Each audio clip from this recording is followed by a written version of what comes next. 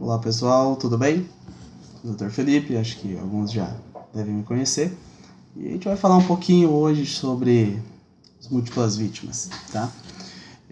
Então, acidente sobre múltiplas vítimas é o conceito, né, em relação a esse foco. Bom, o acidente com múltiplas vítimas geralmente ele era citado antigamente, né? Um evento onde se era envolvido aí mais do que 5 vítimas, né? E na verdade esse conceito ele acaba se baseando aí em relação aos requisitos, aos recursos disponíveis aí para atendimento às vítimas. Eu posso ter um acidente envolvendo 3 vítimas e ele pode ser considerado um acidente com múltiplas vítimas tranquilamente, tá? Então, basicamente, eu tenho um desequilíbrio entre os recursos disponíveis e as necessidades para tratamento e atendimento aí para essas vítimas, né? Incluindo entre esses incidentes, nós encontramos aí as catástrofes, os desastres, né? Dentro deles os incidentes com múltiplas vítimas e os eventos com vítimas em massa, certo? Então, o que é o desastre? O desastre ele é um fenômeno, certo, de acontecimento súbito, né, inesperado, onde eu tenho uma magnitude tão ampla, onde eu acabo necessitando de ajuda externa, de recursos externos para atendimento dessas vítimas. Então eu tenho um desequilíbrio entre os recursos disponíveis e em relação ao número de vítimas, né? A gente precisa diferenciar entre os incidentes com múltiplas vítimas e o evento com vítimas em massas, né? Então, incidentes com múltiplas vítimas, eu tenho uma quantidade de vítimas que vai ocorrer, obviamente, um caos, né? Vai me fornecer um ambiente caótico para atendimento dessas vítimas, porém eu possuo os recursos necessários para atendimento dessas vítimas, tá? Em relação aos eventos com vítimas em massa, aí sim a gente fica com um ambiente mais conturbado, muito mais caótico. Eu preciso de ajuda externa para fazer o atendimento dessas vítimas, tá certo? Todo desastre, a gente pode classificá-lo, né? Não sei se a classificação é o melhor nome, mas a gente possui um ciclo do desastre, né? É constituído aí em 5 fases, que é a fase de quiescência ou mitigação, os pródromos, o impacto ou evento propriamente dito, o salvamento e a fase de recuperação, né? Então, descrevendo um pouco de cada um, então, a fase de quiescência ou mitigação, a gente tem uma fase onde eu tenho todos os meus recursos disponíveis e dentro deles eu tenho todo um trabalho feito em relação a, se acontecer algum desastre, eu estou pronto para atender esse acontecimento, atender as vítimas. Eu tenho um plano de contingência, eu tenho um plano de evacuação, eu tenho um plano hospitalar para evacuação hospitalar e atendimento dessas múltiplas vítimas. Então essa é a fase de preparação, a fase onde são feitos os simulados, os planos hospitalares de evacuação, né, a formação das equipes de acionamento intra-hospitalar, extra-hospitalar, certo? A fase do pródromo, nós encontramos aí alguns sinais de que o evento pode acontecer, seja por sinais meteorológicos, um tsunami, um terremoto de grande impacto, né? Então eu consigo prever um desastre e me antecipar a ele aí de uma maneira que impacte menos nos nossos atendimentos, certo? A terceira fase é o impacto propriamente dito, é o evento, é o desastre quando ele acontece. Aí então a gente parte para a etapa do salvamento, né? Então é o acionamento das equipes locais, a formação do posto de comando, o acionamento dos recursos necessários, quantidade de vítimas, acionamento dos hospitais e aí por diante. Após tudo isso, né, após a evacuação das vítimas do local do evento, a gente encontra a fase de recuperação, que seria a correção da falha, do desastre, ou seja, a fase de recuperação tanto social quanto urbanística, seja o que tenha sido feito aí a origem da nossa catástrofe, certo? Então, o atendimento de múltiplas vítimas, né, ela é feita basicamente em quais estágios? Nós temos busca e salvamento, triagem e estabilização, atendimento médico definitivo e a evacuação, a remoção dessas vítimas, tá ok? Na busca e salvamento, a gente vai atuar na zona quente, né? Todo desastre, quando acontece esse desastre, nós sempre precisamos delimitar as áreas onde ocorreu o desastre em área quente, a zona morna e a zona fria, certo? A busca e salvamento e o início da triagem é feita já na zona quente. Então, a busca e salvamento é feita por pessoas especializadas, certo? Capacitadas e habilitadas para fazer esse tipo de salvamento. Seja vítimas presas em ferragens, eu preciso de uma equipe treinada para uma extricação, manuseio de ferramentas aí para corte de ferragem. Se eu tenho um evento biológico, eu tenho uma equipe treinada com os EPIs, né, necessários aí para o atendimento, seja por uma catástrofe aí em espaços confinados, certo? Com estruturas colapsadas. Então a gente vai ter o pessoal qualificado para fazer isso, certo? Posteriormente esse início dessa busca e salvamento, é feita a triagem desses pacientes. A triagem vai ser discutida mais no final desse vídeo. Temos vários tipos de protocolos de triagem dessas vítimas. Basicamente, o que precisamos ter em mente precisamos fazer o melhor para o maior número de vítimas possíveis. Precisamos salvar o maior número de vítimas possíveis, certo? Após essa triagem, as vítimas são encaminhadas para o posto médico avançado, ok? O posto médico é onde vão estar inseridas e abertas as famosas lonas, certo? Lona amarela, vermelha, a verde e a lona preta. A gente vai falar um pouquinho mais para frente também. Então, essas vítimas são dispostas nesses locais após as classificações, certo? E feito o atendimento médico inicial no local. Posteriormente, conforme o grau de gravidade, essas vítimas vão ser removidas para o ambiente de tratamento intra-hospitalar, certo? Não dá para falar de evento de múltiplas vítimas sem falar em gerenciamento da crise, certo? Então, é criado um sistema de comando de incidentes. Então, a primeira equipe que chega no local, ela se torna o posto de comando. A partir desse posto de comando, é feito o sistema de comando de incidentes. É uma equipe formada por multiprofissionais, multissetoriais. A gente inclui nesse local médicos, enfermeiros, polícia militar, guarda municipal, defesa civil, todas as áreas e autoridades aí do município, imprensa, tá ok? Então a gente vai fazer o comando das operações, o planejamento das operações, área de evacuação, rota de transporte até o hospital, vão ser feitas as logísticas. Caso eu tenha um evento aí que prossiga por mais de um dia, eu preciso de uma logística em relação a abastecimento de água, alimentação, abrigo, né, descanso para os socorristas, e envolve também a parte de finanças, tá ok? Então tudo isso é feito e gerenciado pelo posto de comando, pelo gerenciamento de crise, certo? Em relação à resposta médica ao desastre, certo? Então a gente tem a resposta inicial. Qual é essa resposta inicial? Eu, chegando num ambiente onde aconteceu aquele evento, eu preciso avaliar, primeiro, qual a magnitude, o que envolve.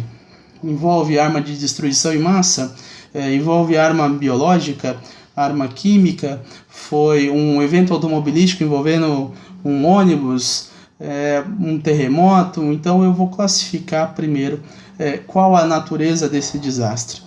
A partir de então, eu já começo a pensar quais os recursos necessários para o atendimento e remoção dessas vítimas desses locais, certo? Então, a partir daí, a gente começa a criar os limites de zona quente, zona morna e zona fria. Então eu já começo a estabelecer qual o coordenador da área fria, responsável pela abertura das lonas, para que sejam abrigados e avaliados os pacientes que serão triados e trazidos até esse local, certo? Eu já começo a estabelecer o local onde as ambulâncias vão chegar, vão se apresentar ao comandante da operação, e a rota de saída dessas ambulâncias também, certo?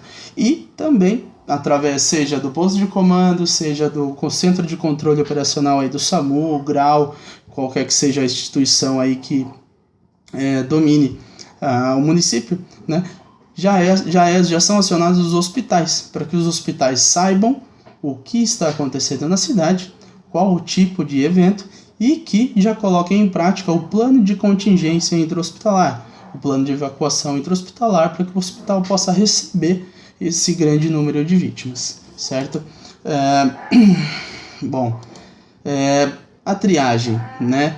Fora de um desastre, né, num paciente único, qual vai ser sempre o nosso foco e o nosso objetivo? É fazer o melhor sempre para aquele paciente individual, encontrar e tratar o doente mais grave, certo?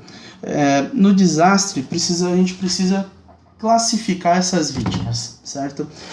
Então a gente precisa ter um método que seja rápido, objetivo, eficaz, para que a gente possa salvar o maior número de vidas possíveis, o maior número de pacientes possíveis, diminuindo então a morbidade desses pacientes, consequentemente a sua mortalidade, tá?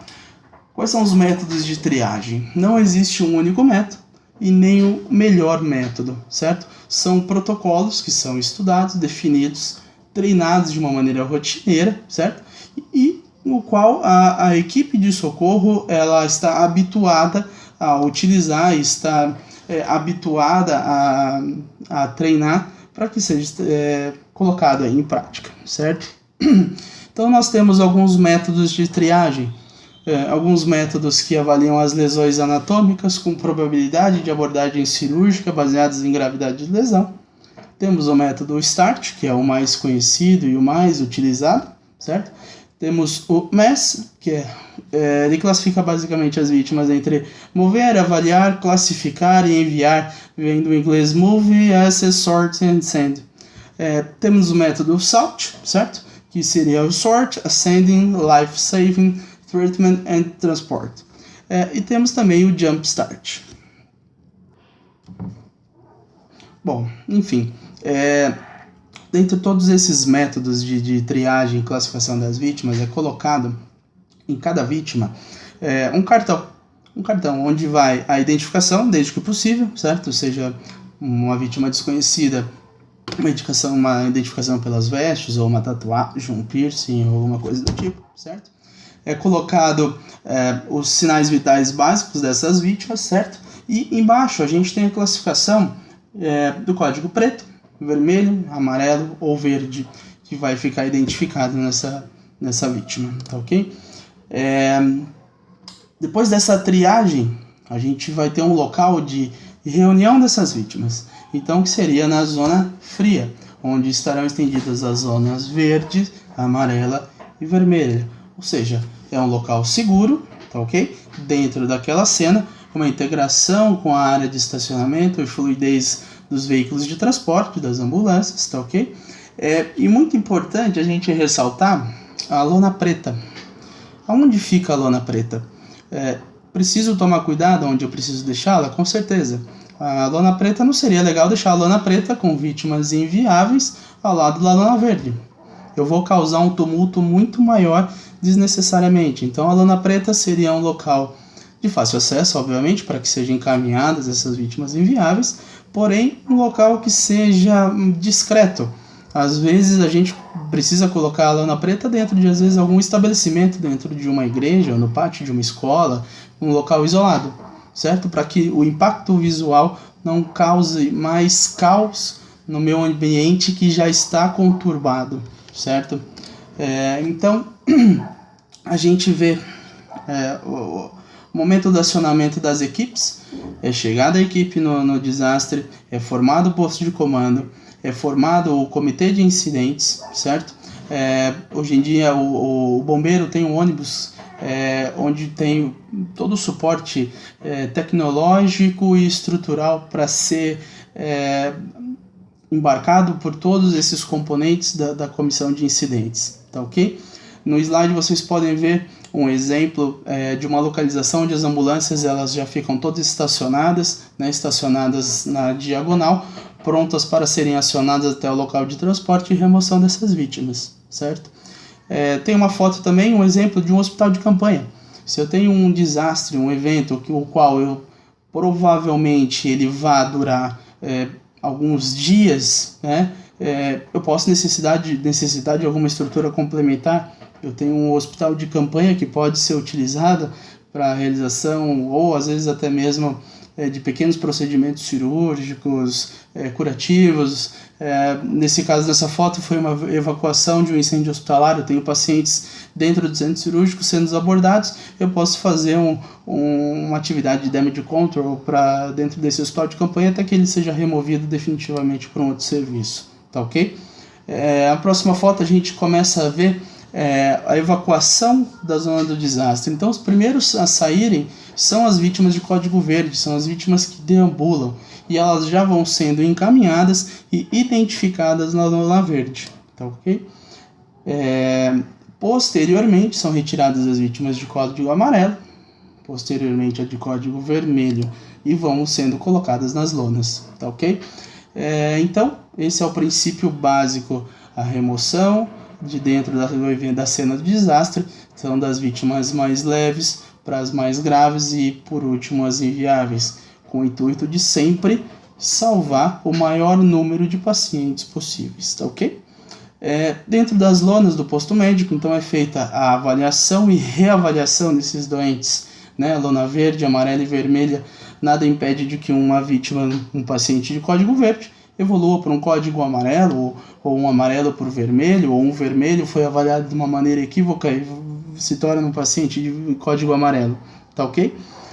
Todos os pacientes nas lonas, todos os pacientes triados e avaliados, a gente começa a fase de remoção. Então esses pacientes agora vão ser removidos de acordo com a sua gravidade.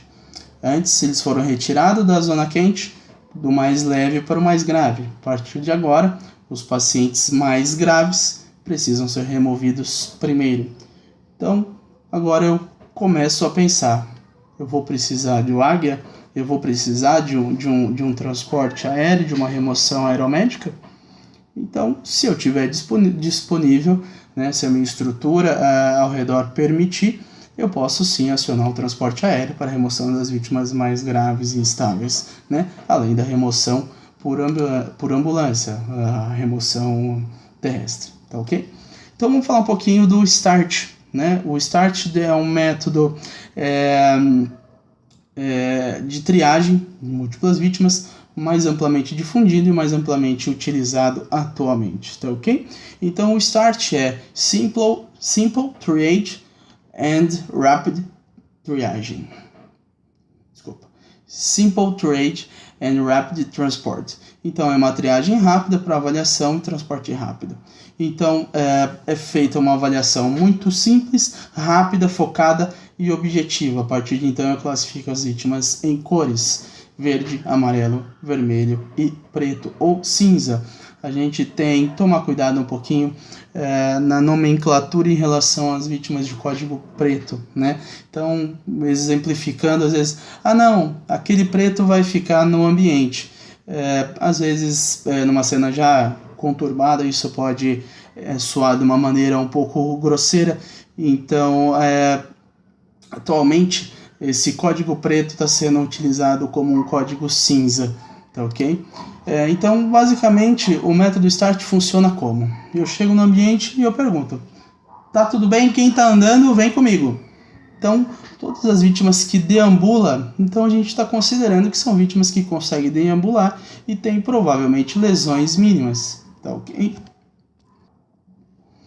Essas vítimas, então, vão ser encaminhadas para a lona verde, identificadas, tá ok? partir então, eu vou começar a avaliar a respiração. Se eu tenho um paciente que não respira, a única medida que eu vou fazer é liberar a via aérea. Chin lift, jaw thrust. Se essa vítima apresentar incursão respiratória, eu vou classificá-la como uma vítima de código vermelho. Se, mesmo liberando a via aérea, eu não tiver sucesso no movimento respiratório, essa vítima é considerada um código preto, um código cinza. Tá ok? Se eu tenho uma vítima que respira, se eu tenho uma vítima com mais de 30 incursões respiratórias por minuto, é uma vítima de código vermelho. Se eu tenho uma vítima que está com menos de 30 incursões respiratórias aí por minuto, então eu vou partir para avaliação hemodinâmica. Enchimento capilar. Enchimento capilar maior do que 2 segundos, eu tenho uma vítima de código vermelho.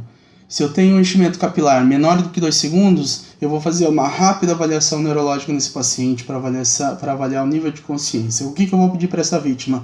Comando simples.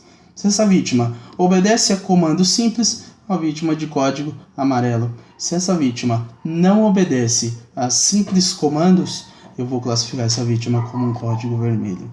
Então, esse é o método START. Parece complicado, mas não é complicado.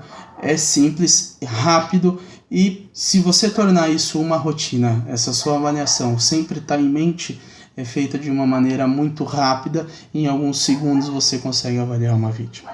Tá ok? Então aqui a gente falou um pouquinho sobre múltiplas vítimas, a gente com certeza aí vai abordar alguns outros temas, e até a próxima, espero que tenham gostado e entendido, mandem suas dúvidas, perguntem, questionem, que a gente com certeza vai responder, eu vou estar à disposição aí de vocês, tá ok? Até mais, tchau, tchau.